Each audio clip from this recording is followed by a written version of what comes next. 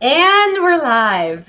And I'm so Hey. happy to be back. All right, guys, it's Conversations with Jen, and you are right back here joining in the conversation about feelings, emotions, and more specifically, what I'm out to cause and bringing forward is the conversations around anxiety and depression and suicidal ideations because they're big ones for me and my life and my experiences and so many others of millions of people.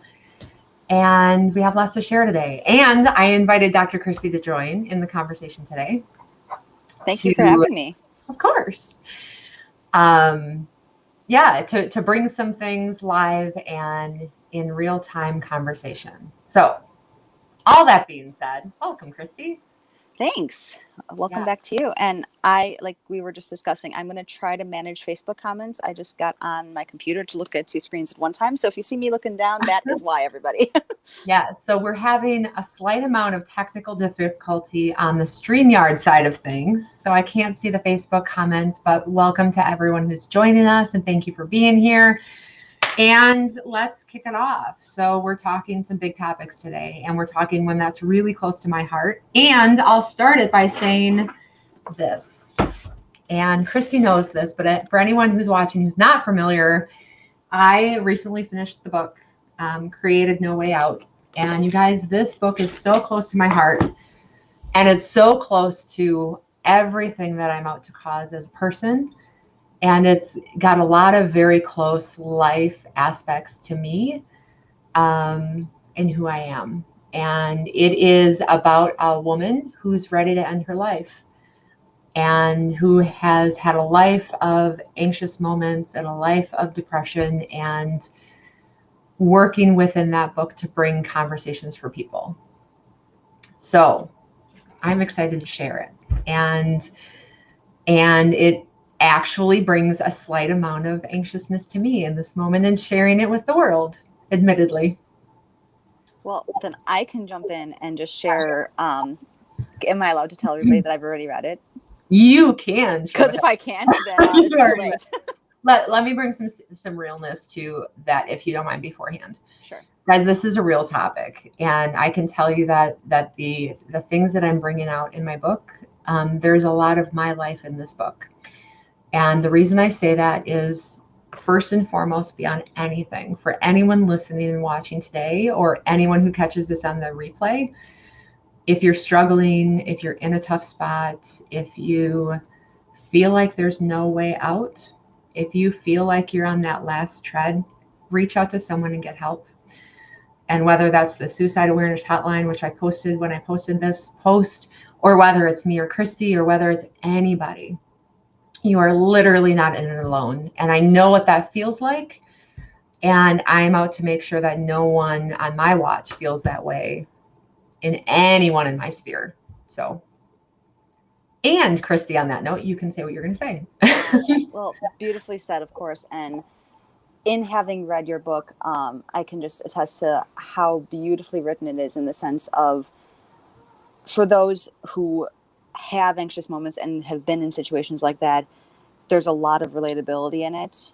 Thanks. And for those that may not have had some of those moments, it provides a lot of perspective and context to the not knowing what it's like.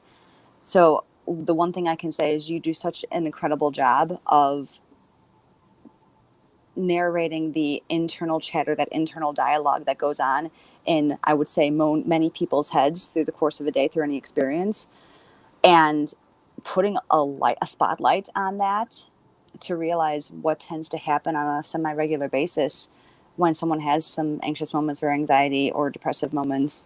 Um, it's more overwhelming in the written form than it feels even when you're going through it, I feel like.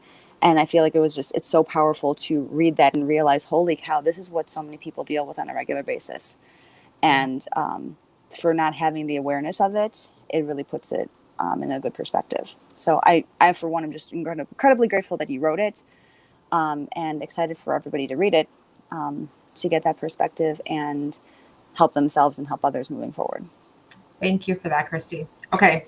So there were so many really good little nuggets in there that I want to touch on, but one specifically in the time that we have today is the physiology of what we feel in an anxious moment. Because I really believe that it's in that physiology that stops us dead in our tracks.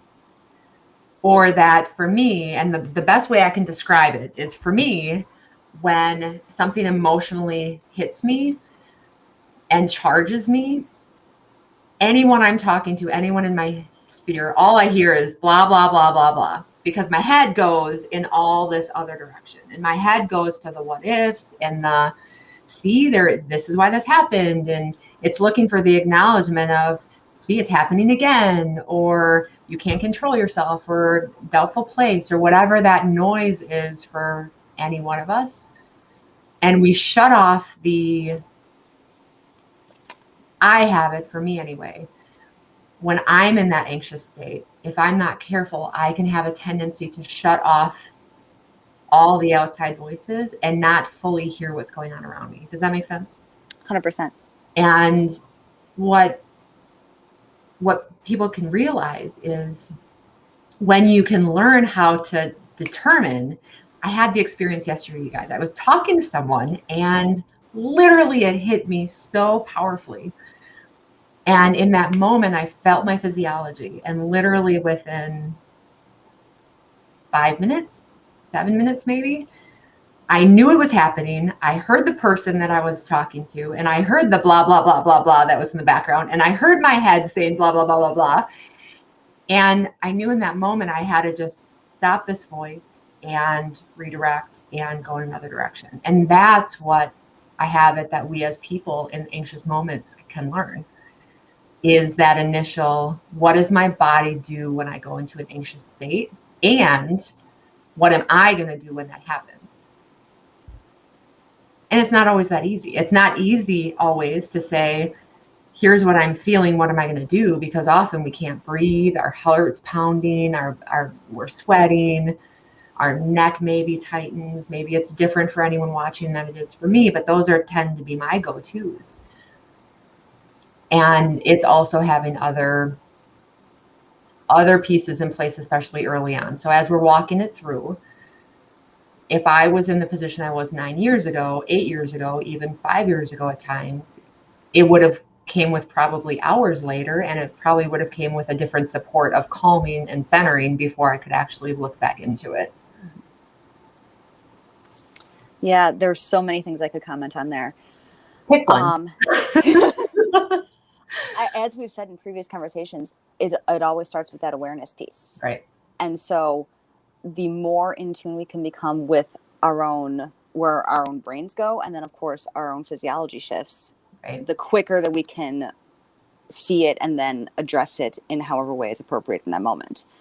So depending on the conversation, depending on who one's talking to, it might be something as simple as, okay, hang on, let's stop the conversation for a second, because guess what? I'm feeling something weird here, and just talking it through. If it happens to be a business meeting and it's different than that, sometimes maybe, I don't know, excusing yourself and just taking a second to reground and figure out. For me, at least, when I have some things like that happen, I have a similar experience to how you described it, but a little bit different in the sense of I always go to why. Right? So as soon as something comes up for me and I feel it, I go, okay, why is that there? Because for me, I almost need to have that perspective to be able to understand and gain the perspective to then come out of it. And not everybody needs that. But for me, it starts with the awareness piece. And, there's definite obvious correlations between our body and our mental states. One of the most obvious ones is people think of, you get butterflies in your stomach when you're nervous. That's an actual physiological response. And the stomach is highly correlated with emotional stress. Right. If I have something anxious happen in my life or whatever, I'll often feel it here. And we can go into chakras and energy and that sort of thing at another point. But that's more into speaking your truth and getting your voice heard and that sort of thing. And so, like I said, the first piece is that awareness and being aware of your physiology to know when something hits you, how it hits you, and then, to your point, how best to handle it from that moment forward. Yeah. And being someone who had, and you guys, when I had my most anxious moments, it usually stemmed from I'm going into this thing that terrifies me. Whether that be I had it that I was a scary in front of the room training someone, or just going into a business meeting I wasn't certain of, going live on a video. And for me, the first moment is just breathing. Just remember to breathe.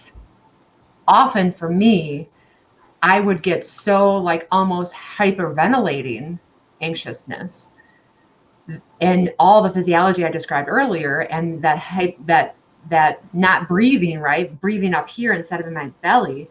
Just the simple act of being able to take a step back and breathe.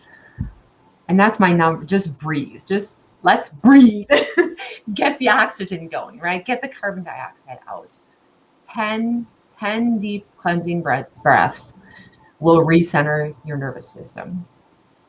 And if we do that and we get balanced, to me, until I do that, I could never see, okay, where's this stemming from? To me, it's not why, it's where. Where is this coming from then? Where's this showing up? Tell me where. Because then if I know where it's coming from, then I can know how to solve it. Again, this is just for me. For others, it could be why. For me, it's where. But it's breathing first. And sometimes, quite honestly, guys, I don't know about anybody else watching who's had anxious moments. There's been times that just the breathing part could take me a half hour just to actually breathe enough to be able to look inward and to actually just be able to center enough to say, I can actually look at this now and see what's going on. And to be honest, to not allow it to stop you dead in your tracks. Because as someone who has had some very anxious moments, there's been times that stopped me dead in my tracks and I've not been able to proceed. And that's what bringing through the book is. And guys, I hope you have a chance to take a look at it and read it when possible, when it comes out, because it's not technically out yet. So more to come on that soon. It's in final stages. But nonetheless, when you're in that moment, if back up, I'm out to cause helping through the steps of, here's how you get to that point. Here's how you get to the point of being able to take that next step. And it could take months. And that's the other thing that I want to make mention of is it's not an overnight process. It's not something that we learn in a day to say, okay, I'm just going to breathe and be better.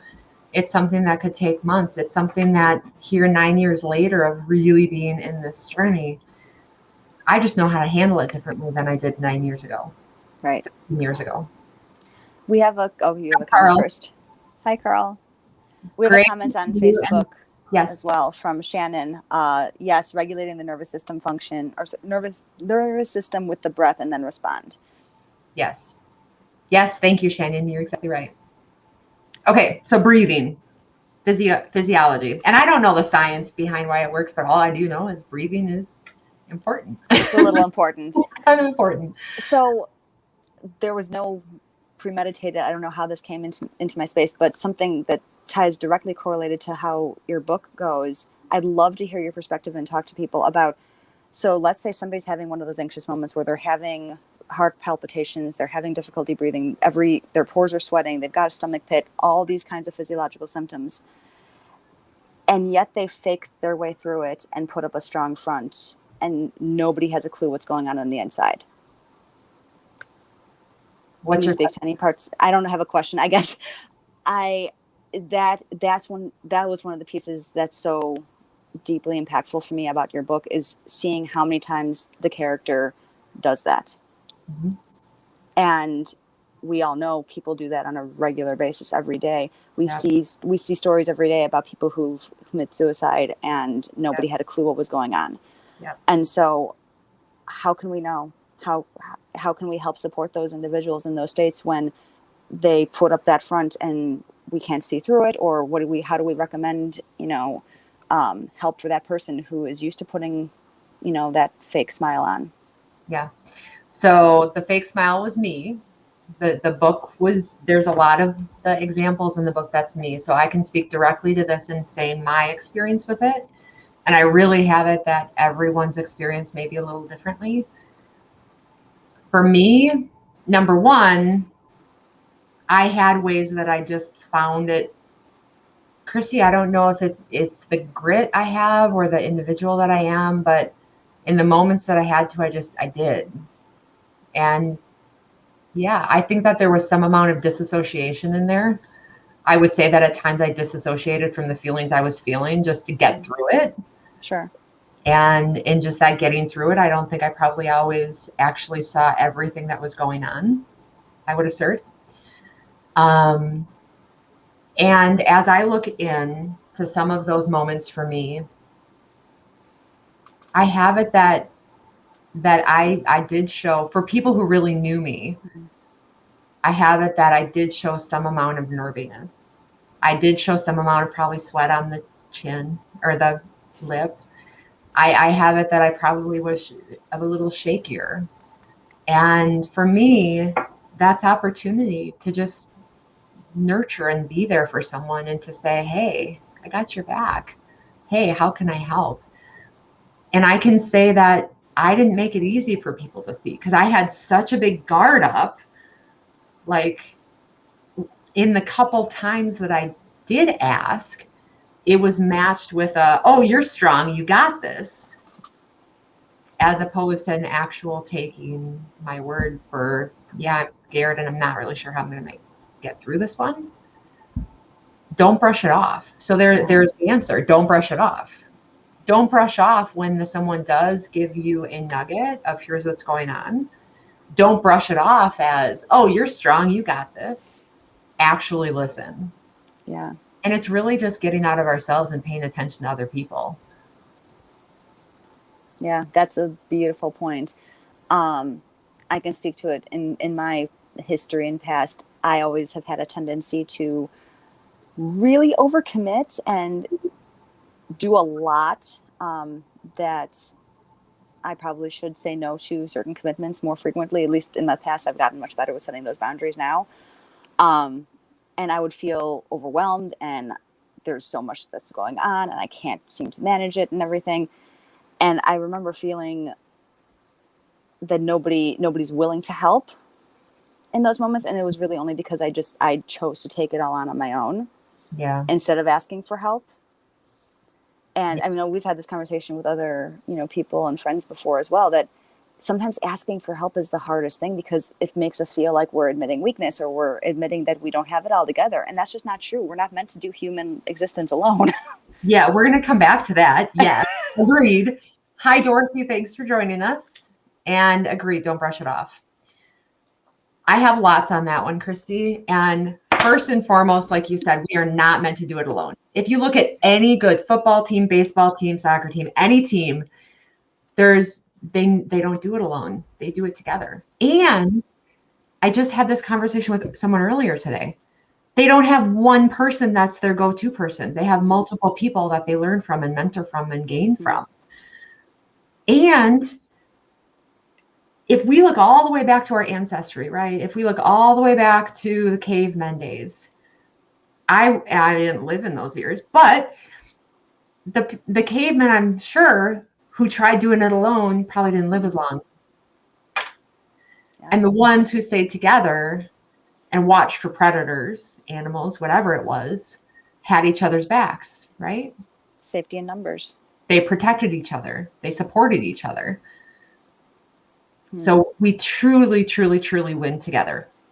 I'm going to come back to something else that I experienced, and it's to no one's fault, but it just is. I don't know if it's human nature, what it is, but I'm definitely out to bring bigger conversation to this one. Is people look at you differently, and it doesn't make me feel good to say that because it is what it is. But I can tell you, when I started sharing some of my life experiences and some of the anxiousness that I experienced in boardrooms and otherwise, I got treated differently. And I can tell you that's why it took me so long to share. Right. Because I am a very strong, grit, persevering person. And I didn't want to be looked at as weak. I didn't want to be looked at as anything other than being able to do everything I had already done and then some. And I did. And that really shifted my, okay, hold it in, don't tell anybody because they're going to look at you differently. Nobody should feel that way. And guys, to anybody watching, if you struggle with any of what we're talking about, find someone who you can trust who isn't going to give you that feeling of having to shell, because don't hide it, because the fact of the matter is you're just going through a life moment. That's it.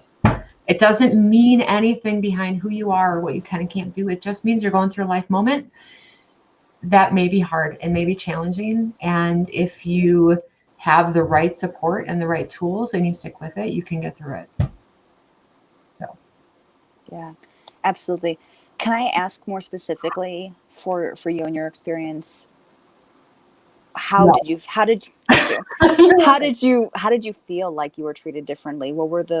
How would you describe, like, because in some ways, well, I'll ask that question first, one thing at a time.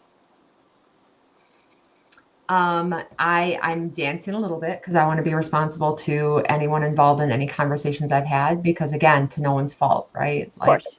Things just happen, and part is different level of responsibilities given. It's different level of conversations. It's even tonality of how some interactions go. Yeah. Once you start sharing certain things, again, to me, it's not okay. Like it didn't change who I was. It just meant that I was finally sharing what was inside that I never shared before. Right. I'm also curious how much of that you feel like was, how much of it, what percentage was them truly treating you differently? And at the same time, how much of it was the percentage of you're interpreting their words or their actions differently? Yeah, that's a tough question because everything's our truth, Christy. Right. So I can tell you hard and fast, 100% of my truth, I was treated differently. Yeah. It's my truth. Their truth may be different than my truth. Right. My truth was, here's what I knew as experience for the last this many years. And then I started sharing something, and this was my new experience with you. Right. To me, that's my truth as fact. Yeah. And we know that our experiences will influence how we receive things. Yeah, let me digest that for a minute. Not to put you on the spot with that. No. This is a good conversation and question. And in the question is a matter of something that we talk about often, is everyone is exactly right in their own right, and feelings and emotions and everything. And I'm not going to tell anyone, including yourself, to say that I feel like I was wrong in any of the feelings I had in the past. Right. Which is, again, part of what the book's behind, is everything we're feeling is right. And sometimes we create things that weren't there. Right. We assign meaning to things that may not have had quote unquote meaning.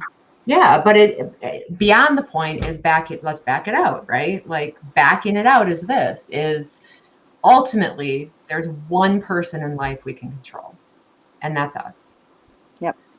And ultimately, for anybody, it's looking internal at you and saying, who do I want to be? How do I want to show up? What does this mean to me? How do I want to receive this? Why am I receiving this way? And what do you want to do to work on it? And then what are you going to do with that information? Right. That's a whole lot of questions to try and answer in the midst of a conversation in your head. Well, and it's not answering them right away, Christy. It's knowing when this shows up, where's my center? I tell everybody that I coach, the first thing that I want you to do is love yourself.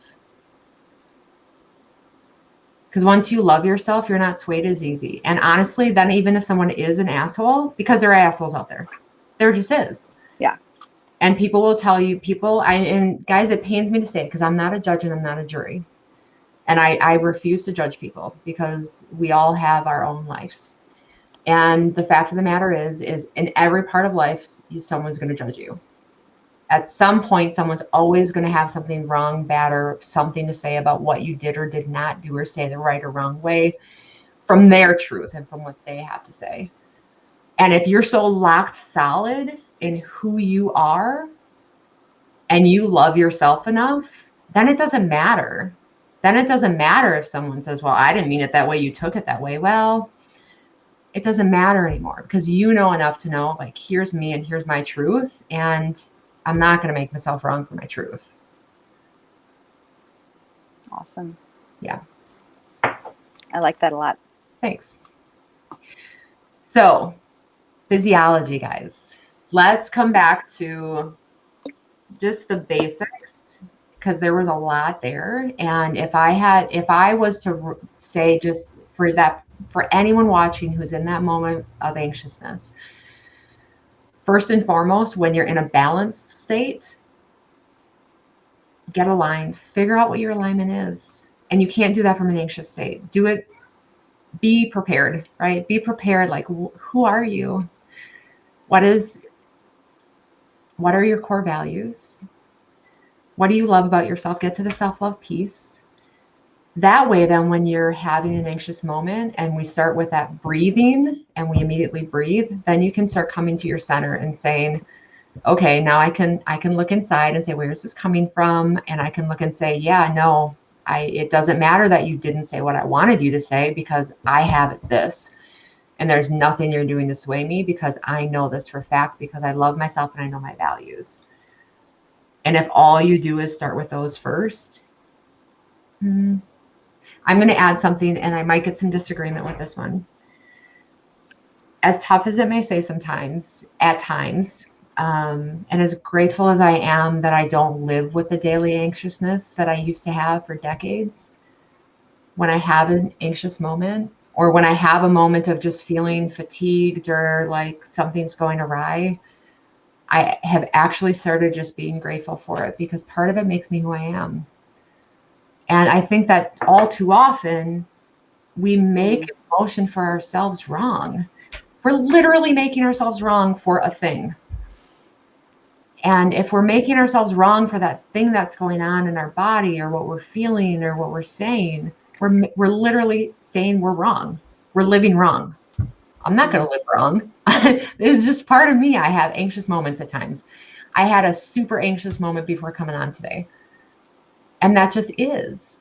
It's just a part of my amazingness of who I am. And now I can just openly say, well, I had an anxious moment before I came on. And that was just a thing and it's part of me. And if I make it wrong, it's a whole lot harder to deal with than if I just say, well, this is something that shows up for me occasionally. And I know what to do with it. And I know how to handle it.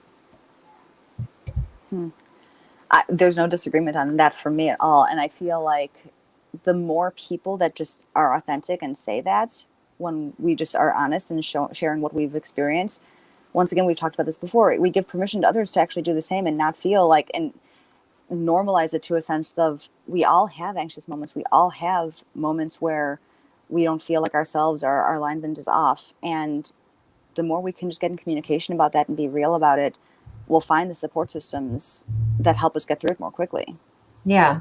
Well, again, and I talk about it a lot. It's honoring every feeling and just being okay. Like, yeah, I'm mad right now. I'm anxious right now. I'm whatever right now. And what are you doing about it? It's not staying in whatever that state is. Right. So. And once again, the first step of not staying there is awareness so that you can figure out where it came from and then you can move forward through it. Right. Agreed. Good stuff. Hey. So back to physiology. Any other happy tips, Christy, that you have that we didn't talk about? Any other points in the book that you want me to make mention of on this specific topic as we close out the show for today?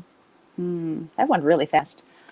I mean, there's so many things I could say about the book, but I won't ruin anything. Oh, I'll be back next week talking about another topic. So, yes. What else was there?